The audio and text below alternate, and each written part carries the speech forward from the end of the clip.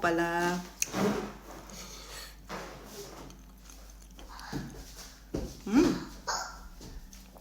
Sarap ah.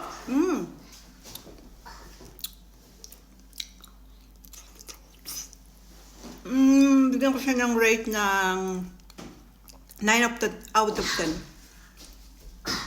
9. Kasi sobrang tamis itong strawberry. Bagay siya kasi yung avocado, hindi siya matamis. Yung strawberry matamis. Pag kinumbine nyo siya, sarap.